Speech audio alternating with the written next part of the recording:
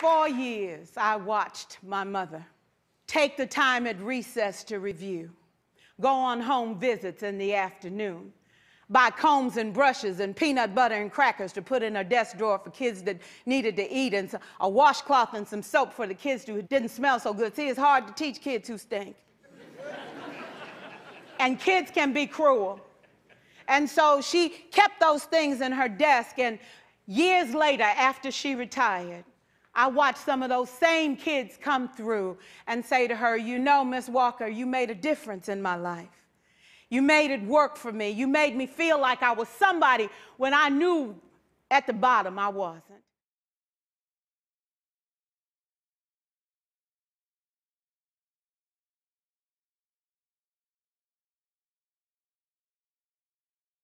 Their homes. How many of you in the last few weeks have gone to bed hungry? Who can tell me what it's like to feel hungry? It's like hard, you can't sleep, you just like wait, you just go to sleep for like 5 minutes and you wake up again and your like stomach hurts and you're thinking, I can't sleep, I'm gonna try and sleep, I'm gonna try and sleep, but you can't because like your stomach's hurting and it's because it doesn't have any food in it. How many of you have had the lights turned off at your house? How do you study when you don't have the lights on at home? We have emergency flashlights, and I usually have to use them. I'll just light candles and sit around in a circle of candles. Candles? Yes, ma'am. I use candles because my mommy brings some. I'll go out to the car and turn on the overhead and read out there and study. I feel like it's my fault that they have to pay for me and the clothes that they buy for me.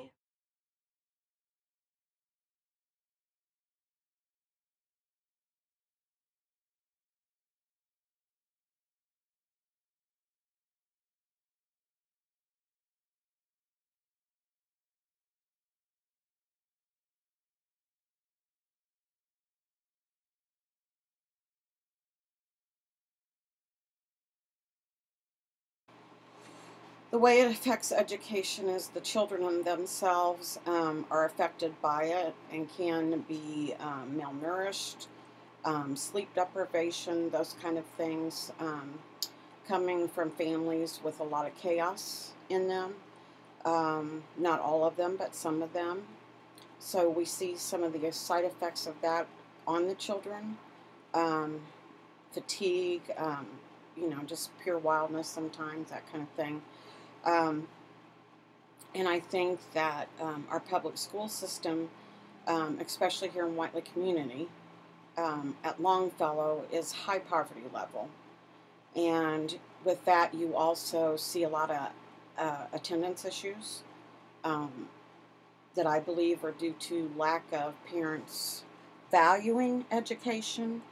And I think sometimes it's a generational trickle-down kind of thing. They might have been raised where education wasn't the looked upon as, a must-have. That value's just not there sometimes. So I don't think, and parents just also have a crazy life. A lot of our parents are working 1 and 2 jobs to make ends meet. Some of them are working night shifts, and that affects getting kids to school on time and all of those things.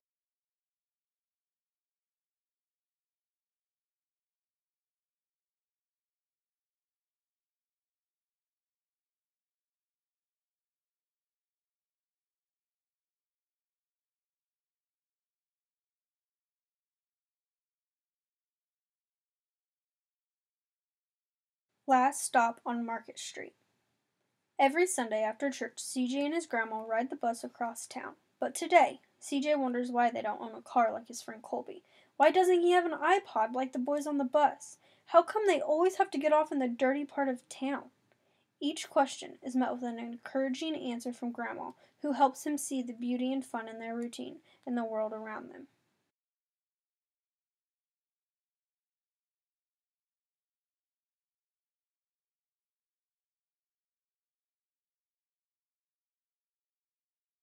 A Shelter in Our Car by Monica Gunning. Zeddy and her mama left their warm and comfortable home in Jamaica for an uncertain life in the United States. With Papa gone, Mama couldn't find a steady job that will sustain them, and so they are forced to live in their car. But Mama's unwavering love, support, and gutsy determination gives Zeddy the confidence that, together, she and her mother can meet all challenges.